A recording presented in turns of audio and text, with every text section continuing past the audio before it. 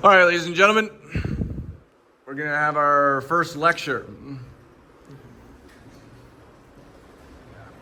Someone hold it who's not doing something important. I just gave this chat with Piyush, and I felt it was worthy in general to have recorded and as a piece of material. It's basically on like hacking your brain.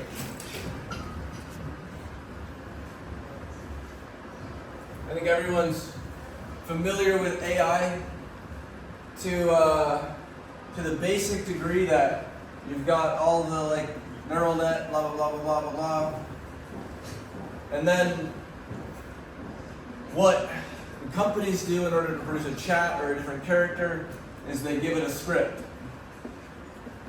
So then this is the context window, or really its identity. And why I think this understanding is powerful is because how we understand artificial intelligence also relates to understanding biological intelligence, which is you, or a computer. And it's better when your computer's functioning good. Obviously, we see some people and they're sad. There's different reasons to be sad, but depression is the worst one. And effectively, someone who has a base kit of all of our compute has an identity programming which is bad. The way they perceive anything that happens in the world, all the external data is fed in. And then they look at the bad side. My life sucks, I'm a victim, the system sucks. And there's some reasons to say the system sucks, but in a positive state, you say the system sucks and I'm gonna go fix it. You know? You have will, belief, all the good things. And this context window, our identity program, I think a very powerful understanding is that this is created via our emotional experiences in life. That's obviously how we choose to store what's important. Our brain stores data based on the emotional signature level. So the peaks. It says that's important. What do you remember in your days? The thing that made you feel the most. Someone died. You're not going to forget that. You felt that like fucking crazy. Massive peak. Massive storage. That's how your brain chooses what to store. So there's ancient knowledge or spiritual knowledge where in religion there's prayer, there's mantras, and then the New Age is affirmations. But this is all the same thing. It's how do I experience emotional signatures in positive states to rewire my context window. You're just changing some of the script that your brain is running on. So that was subjectively understood and taught. It's like, we know this works, we didn't know why it works. Now that we somewhat have this, it helps to explain it. Okay, here's our ego, here's our existing state. And I think that's what's cool is that then you can hack this system with loop functions. So gratitude, a lot of people say to do gratitude practices, which are like, think of the things you should be grateful for. Which funnily enough, effectively, when I'm grateful that like, it's all a comparison game for the most part of how people do gratitude. Like, I'm grateful that, I can afford delivering food. And I'm just comparing myself to other people who have less than me and I'm saying, I'm grateful I'm not them. Which, in and of itself, this works for people who have a good history, but I've noticed, you try to tell people this who are like, ultimately have had very bad negative experiences, or actually in a relatively worse place than most people, and when they try to think of the things they can be grateful for, it makes them also think of the things which they shouldn't be grateful for. In AI, that's called the Waluigi effect. It's that when you program what is the ultimate happiness, you're also programming what is ultimate unhappiness. And so this was actually something that happened with OpenAI There's a story on it on YouTube where GPT-2, they changed the RLHF program on accident to, rather than taking base output and filtering it through a happy mechanism, which is what happens in order to remove the base level thoughts, like those weird thoughts that you also have, that you remove, where it's like, oh, what would happen if I turned the car into oncoming traffic? You know, you're like, nope. Anti-death model comes in and says, we're not doing that, but base model sometimes just throws some crazy shit. Same thing, but they actually ticked it to the opposite side, and they created the most lewd and horrendous, where it would not do anything but spit out content that was just like grotesque and naughty. Like it was the horniest GPT in existence. This is actually a story from OpenAI. This happened. Tangential to this, it's like, what can you have gratitude in that is not comparative and that allows you to hack this state and somewhat create something from nothing is gratitude. It's a very weird practice where you go, I am grateful that I can feel gratitude. And you kind of have to sit there a little bit and get into it and like wait, and then eventually you'll feel a little, like one tiny spark of, I felt a spark of gratitude, and then that makes you feel grateful for that gratitude that you felt. And I sat there once and I started giggling. Because I was like, this is like, I didn't even know that I could do that. So, in general, fundamentally understanding that your wiring, your ego, or your state is created based on the emotional signatures of what you're experiencing, your thoughts is one thing. What's lost in a lot of affirmations today is the emotional signatures part. People just say, repeat to yourself. But there's no sense of creating the emotional aspect. And that's where this to me comes in, is because I'm feeling grateful for the emotional aspect that I can create. And I'm essentially always knowing that I have this tool to reconfigure my states of unhappy programming into better states. And so then I can detach from this, where the worst part is when I say I'm an unhappy person, I'm depressed. This is when people attach to that. And since I now know, no, I've just had too many emotional signatures in recent that has changed my context window into me feeling a state of unhappiness, I can hack that. Then you won't identify with that, but understand your brain just needs to go to the gym a little bit. Same thing, like a lot of people, even who are jacked, are unhappy in different ways.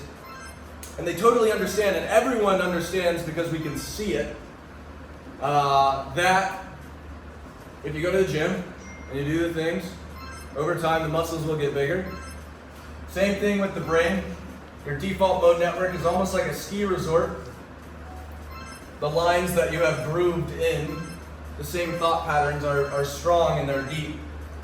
When you start carving new, better patterns, it takes time, but you can carve them. As long as you can understand, you can carve them, and you can somewhat enjoy the experience of going to the gym, then it's a tool in your toolkit and helps you control your state of being. Now, the one other one that I read in a book, Kunal Ravikant, I think his name's Kunal, says, love yourself like your life depends on it. His state, or his belief, is that the most powerful affirmation is, I love myself. But I heard from some people after I said I liked that book, that like, oh, fuck that guy, he's a big narcissist. Which I think can happen if if you just ultimately program self-love too high, you know, where it's like you won't even register when you need to hate yourself a little bit. But I think the state of being, or perceiving all things through a sense of gratitude, is one that can't fail. because you're just viewing the world and all external factors that come in through looking on the bright side, equaling living in a better present state than going to a worse side, which is actually, fundamentally the only power we have is to perceive things in different ways. So we can hack that underlying power, the subconscious power. And oftentimes we have to overcome the subconscious and recognize my subconscious was wrong, and why was it looking at it that way? I can do that better thing. The more that you can have your subconscious also agree and naturally look towards better thing, better off. Questions, comments, concerns? Jatine. So it's basically you have to know exactly when you are sad. And is it also related to the cause of the sadness, or is it just like Cause of sadness is always just going to come to your present state of being, enters the input model. The input model outputs and then filters through your identity or your, it's called default mode network in neuroscience, which is your ego, other term. And this isn't necessarily a practice that you have to go to when you're sad. It's more so, I think, something that should be added to like the daily kit of things that you do, like brushing your teeth, because you're just programming the happiness levels, the ability to see the brighter side or the better outlook naturally. A lot of our failures in terms of seeing the better side of things and failure modes of doing things that aren't best for what our actual goal is people in the world have hacked our natural programming, which was, sugary things are good, and there wasn't processed sugar and candy bars that I could buy unlimited amounts of in that environment. And so it worked for the prior environment. And then people were like, oh, I can refine the sugar, I can process it, and I can sell it to people because they want it. And so somewhat they're hacking you, and they're hacking your underlying enjoyment of instant dopamine hit there. And the other one is like your social survival mammoth, is what my favorite writer calls it, which is if you couldn't form tribes, you were more likely to die. So our brain created something which was very scared to like rejection and all those things. And so we're overwired for that.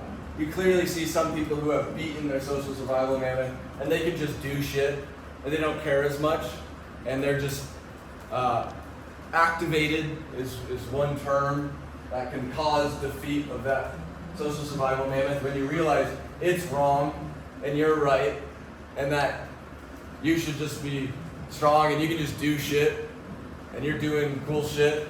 You can build that on any foundation of your life story. Specifically for a startup, very valuable to be able to, like, in all situations, I love being in public because I can have so many unique interactions with people, and especially I love the process of early stage startup, going up to people and just asking, yo, I'm building this thing, can you check it out?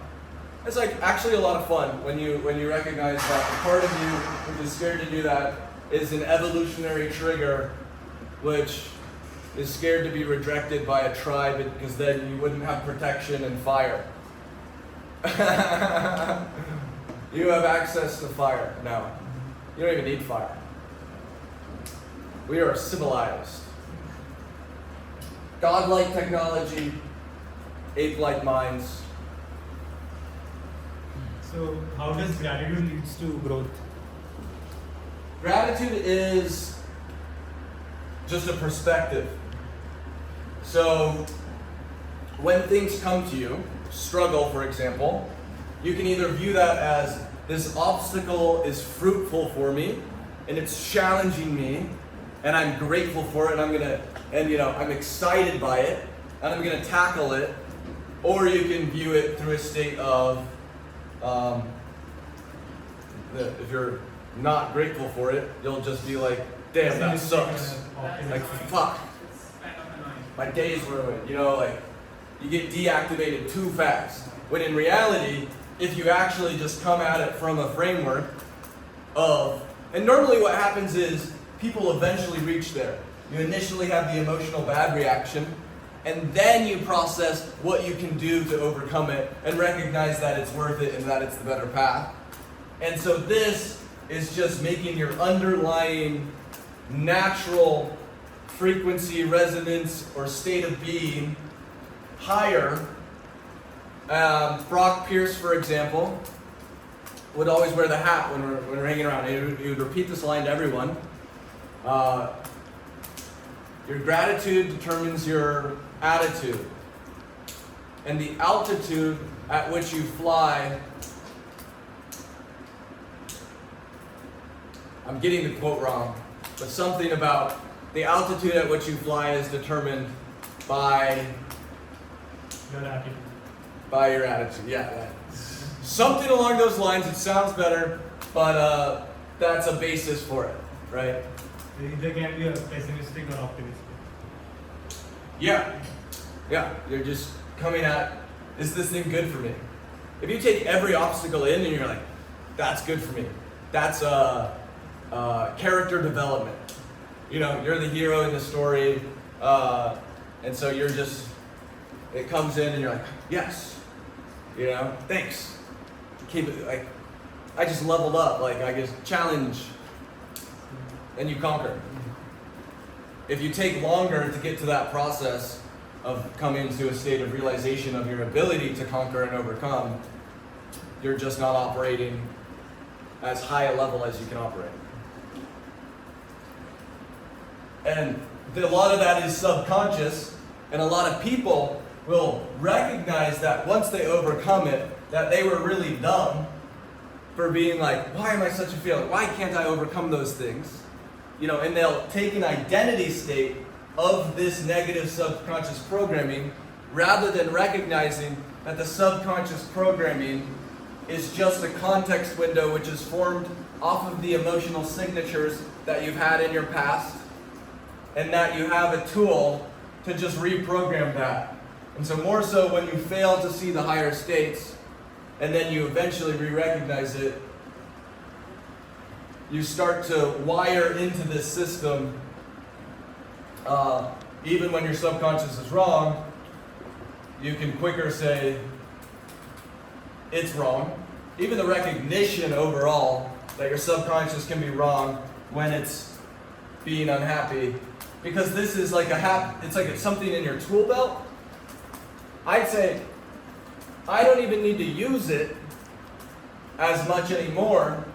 I used it, and now the fact that I know it's there, in and of itself has allowed me to be like, oh, I control that shit. And so I never look back at this and go, oh, that's not good. But if I do get to like a worse state of being overall, and I'm like, I'm in a slump, then I'm like, all right, gotta go to brain gym. I just gotta fucking hack my perception. Like, why is brain wrong? It's fine. My brain is processing a world that it was not supposed to exist in. It will process wrong.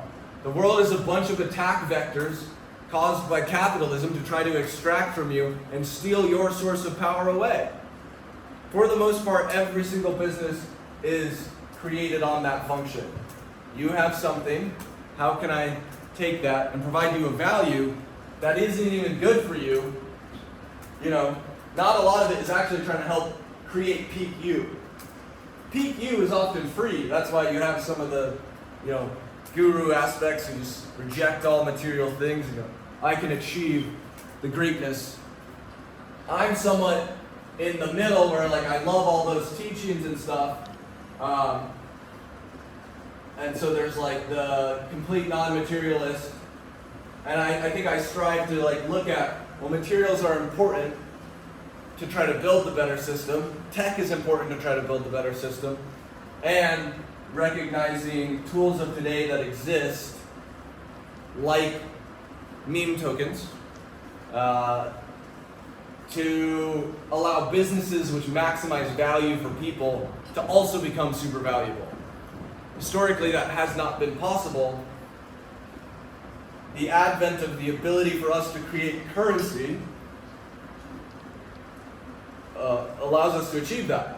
Because currency is, in effect, a shared belief system. All these values are ultimately created by our capability to say that's valuable, and they're backed by a military. But now, we have hyper-connected, internet, speed of light, digital money, and there's obviously an underlying revolution underway, and we'll see how it all plays out. Fact of the matter is, we have good tools in order to make good things for the world, be more valuable, and help. So something like neighbor good. If at the end of the day, the monetization isn't there, but we're providing the community a ton of value, then the token that gets released will become very valuable because people will perceive that it has a lot of users and it's giving a lot of value to the world. And so that switch from controlled monetary systems, which at the end of the day print money, in cryptocurrency, no one will buy a token if the developers can mint more of it. Because all they're doing is essentially stealing money from everyone else. But that's what every government does. And they call it, we're fixing the economy, but that's propaganda in order to have you avoid seeing that they're abusing the system. But it's all changing, and the world is evolving. We're a part of it. Yeah, you said about that. So there are many people who struggle with this, right? They can't just accept and move on that quickly. They struggle. Lots of, how do you suggest they come out of that and start feeling gratitude and move on? Yeah, and it won't be quick. These are grooves. You can think about it like carving something. Someone's carved a lot of negative ones over a lot of time. It will take a decent amount of time to carve the positive ones. But as long as you understand that those are carvings and not you, you can already have a little bit of a separation from that past self. I also like the idea, I think some therapists use it, where they say, all of history doesn't exist. Whatever happened before, you're just here now. That could be true. Reality could have just been created and all your memories were uploaded right now in this very instant. It's just up to you to do whatever you can with it. And then, if you look at that and you're like, oh, my character that I just got into in this moment has some bad grooves in it. I'm gonna have to work on those grooves. The same thing as if you're born into a character who's 300 pounds. Like, I'm gonna have to eat healthy. This character was like smashing sugar and not moving. And those people first need to do the mindset stuff. The body follows the mind. So a lot of those people are told go to the gym, but in reality, they need to be told go experience gratitude for gratitude itself. Go take the truth that you can create something from nothing and just go experience happiness, a state of happiness. I feel grateful that I can make myself feel grateful. It's not easy in an environment like this if you're trying to sit there right now and do it or whatever. It's more easy when there's no other noises and stuff and you really connect with like your own emotional state. But eventually, like, it works. You know, and you're like, this is kind of weird. But powerful. Because you're just causing grooves. Good grooves. I don't know how to make good grooves.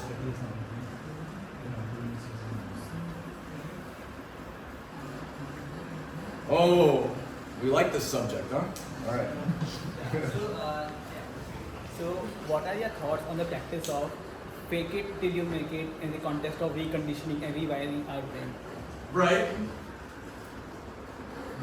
That's how you conceptualized it? It's a good way to do it, yeah.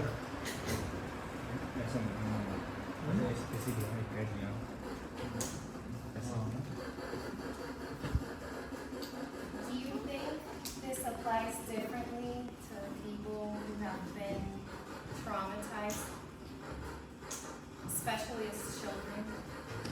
That's where I think gratitude for the things that you have will fail, because there will be another process running in the brain which will create ungratitude or victim or unhappiness for that other bad thing that happened. You'll try to look towards the positive, but by trying to look towards the positive, you'll see the negative subconsciously. And so they'll try these practices, and some people can compartmentalize and overcome that, and just gratitude for things will work and create better groups.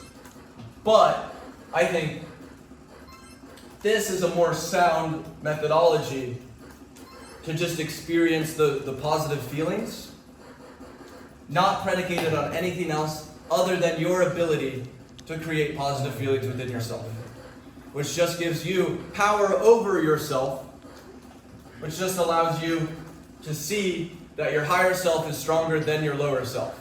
And so when your lower self starts winning, you can say, wait, my higher self, I'm stronger. Get back in the back seat. I'm steering the ship. A lot of people live by their lower self steering their ship, driving the bus. And so they'll just go live life chasing the highest dopamine hit. And they'll get distracted upon. All the people who are creating the dopamine hits are just making money off of these people, ultimately having less will. Like most people are they think that you should be happy with whatever you get. Like whatever you are having, you should be happy with it. But like I personally believe that you should always strive and work hard to achieve more until you are, you feel grateful and everything.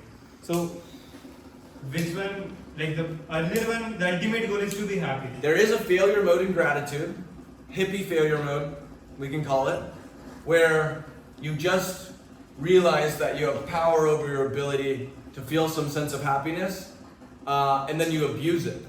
And so you go live in a van down by the river and contribute nothing. And what you won't get here is fulfillment. You won't connect as much with your capability to do great things for more people, which I think is the ultimate form of your baseline level of the view of yourself. When you view yourself as a part of the universe, people who have done amazing things have this utmost baseline level of fulfillment. You're like, I've achieved, I've been there, I know, and the purity. You can see pure people sometimes. You can see that they're pure and that they've lived a pure life and that they're emanating joy and they're content. And those people, even them, can get more activated just by seeing the more stuff that they can do. That they're still a part of the fight. It's still ongoing. There's still stuff to make better. There's still a system that is failing people, that is not getting people access to even the right knowledge,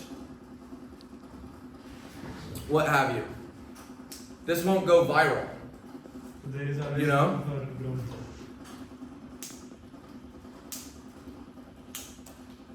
Say that again? So there is always room for growth. I think so. At a certain point, I assume that we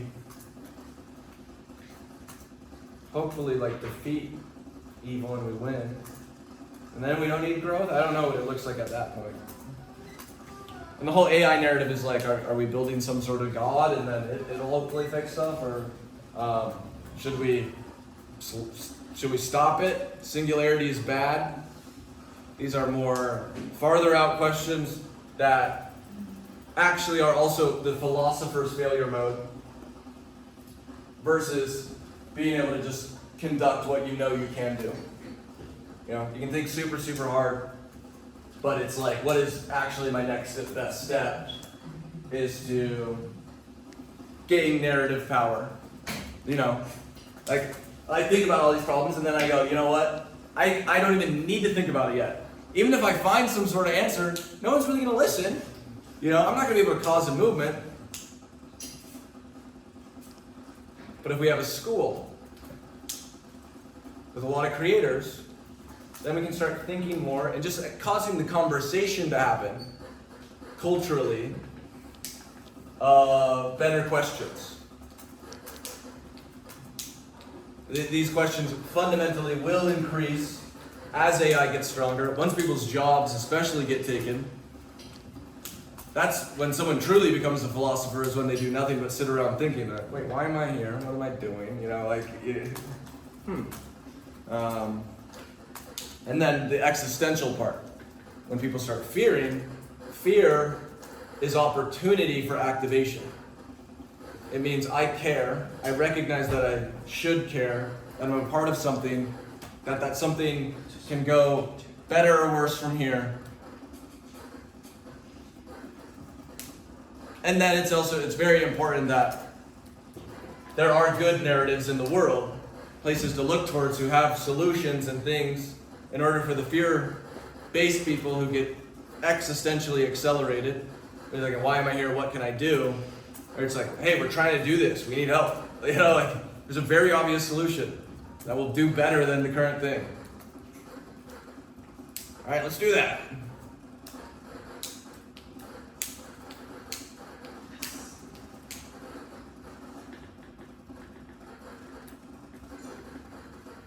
Beautiful. Namaste.